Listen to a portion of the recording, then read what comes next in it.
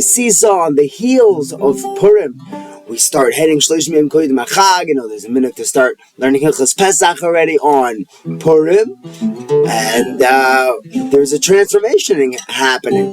The first month of the year is Nisan. We celebrate Rosh Hashanah, the creation of the world, but there is a connection between the end, Purim, the last month of the year, and Nisan, the first month of the year. We're sort of restarting our relationship with Hashem. We're revisiting our initial engagement, our initial, the first date with Hashem, and that's coming off of Adar. We see that in this week's parsha. Moshe in this week's parsha asks Hashem, "I already know show me you. I want to see the Rebbeinu Shalom."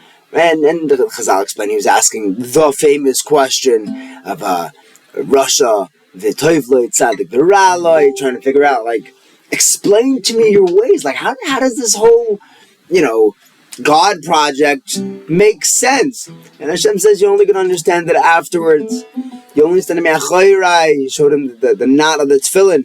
In the tefillin, you see two straps coming down, and you're like, Maha Kesher. The Kesher is in the back. In the back, you see, it's all tied together. And that's something that we learned in Purim. The whole Ma'aseh of Purim. When you look back at the story of the Megillah, it all makes sense. Everything ties together, lemafreya. When you look back at it, that's when you can see, the Roshim did this, and Yishem did that. And the Makkah was created, the fool was created even before the Makkah. Vashti was getting killed off to make room for Esther, even before Haman made a Gezerah. It all makes sense. But it only makes sense after. The question is, can you look at the front straps of the tefillin? Can you look at the face that the Rebbeinu Shalom is showing us and say, I know there's a connection back there, because I've seen it before. I see from all the things that happened until now that there was a connection, how it was entirely Yad Hashem. And just now, I don't get to see that because I'm on this side. We are bound by time. And that doesn't let us see what's going to happen, how it's going to make sense. But if we can just be Royas Hanoilet, see what's going to be born. How do you come over to me on Purim? I said he's struggling with just, worrying about the future. The future, but he himself, he said, as I'm talking, the future is already planted now. Noilad is something which will be born. You can see what's going to be born. You can see what's going to grow depending on what seed you put in the ground. What seed did you put in here? Right? You put an apple seed, then you can see an apple tree there. I know there's going to be an apple tree because there's an apple seed. A chacham is able to see what will be born from the circumstances that I'm in now. If you live entirely in the present, in a really mindful, aware way, you can pick up on what will be born from this reality. And that's what the Gedolim are able to do it. So Mordechai Tzaddik was able to tell clients, so I was like, what's happening here with the Suda Sachashverosh? What's going on in all of with Esther and the whole balagan? It's all going to lead to something. Pay attention. I see what's going to be born from this. But we go from Adar, we go from Purim, where everything is concealed, and we flip around. We get to see the other side on Pesach, where the Rebbeinu Shalom is totally not Hazir. There's a Giloi, Kvod Shemayim, and Hashem does a display of His greatness. He shows us His Memshala, His rulership, His dominion over every aspect of creation through the 10 Makkahs, going through every component of Hashem's control. How He's everything. Hashem Hu Elokim. And that's really exciting. It's very exciting to be able to go from Purim, where I just believed, to be able to go from the Laila, when it was just Amunah, to go to Yom, where everything is clear, and of course there's a Rebbeinu Shalom. I mean, look, it's a Yom Sov, it's a Kriyas Yom Sov. Of course there's a Rebbeinu Shalom. And we also learned something in the 6th Parsha connected to Purim, because we have the Egel in the 6th Parsha, and the Egel, the Rebbeinu Shalom uses a lashon of Leitzanus. The Klal Yisrael got up to do some sort of a mockery, a frivolity, when they did the Egel Hazov, the Avera of all Averas, of Avodah Zarah, and that was a bad Leitzanus. On Purim, we have a Nekuda of Schoik, Yitzchak,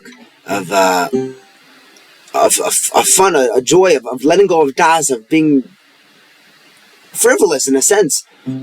Obviously, but that's connected and directed towards a holy place, a holy type of Kedusha, a holy type of frivolity, where you let loose and you fly towards Kedusha, as opposed to letting loose and sliding down into a place of Toman Averis.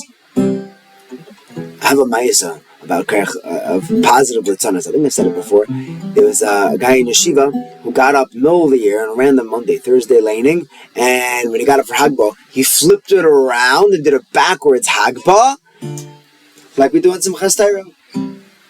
Mad hack in yeshiva. The Rosh Yeshiva calls him in after davening and says, "You don't just do backwards Hagbahs. What are you doing?"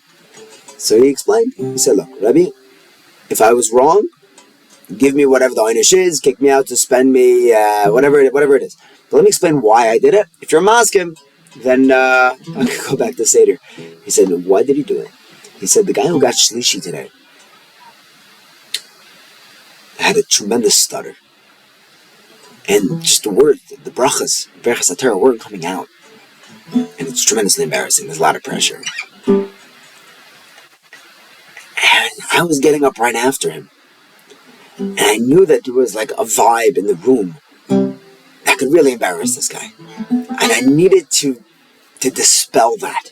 I needed to draw the attention away. What could I do with a Hagbah that will draw the attention away from the Yid who got shlishi before me? If I do it backwards, that'll do the job." So Rosh Yeshiva said he's masking. Good, go back to Seder. This Yid said he was not an Eloi. He was not particularly good at learning. But after that backwards Hagbah, he became a tremendous Talmid Chacham. Not just in the Hasmada sense. He was learning beforehand, but now his mind opened up and he had a clarity and a depth like he never had before. That's the koyach of Leitzanus L'Taiva, of using the koyach of Simcha. The koyach, every koyach. The Archas Tzadikim tells us every koyach has a good and a bad side to it. Every midah has a good and a bad. We should be able to use them all for good. And carry all of our midas, all the koyachas that Hashem gave us, the brachas and the arurs, the toiv and the ra, it should all become clear, and we should all use it for toiv. To the Gula Shlema, the Karev, as we head into this man of Gula. Higalena, Higalena, Ufrois Chavivi Olai, Esuka Shloimecha.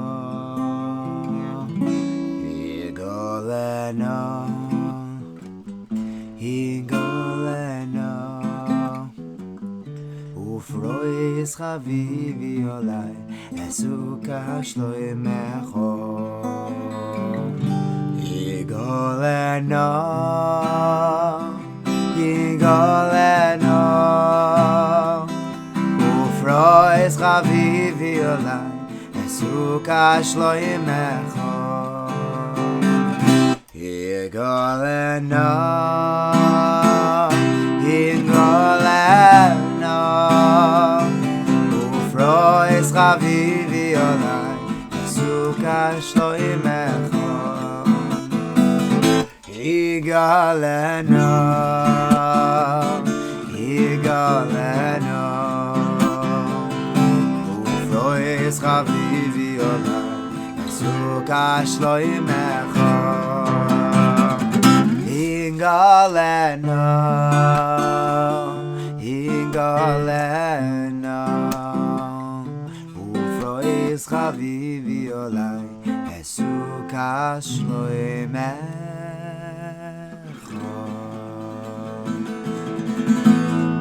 Good Shabbos.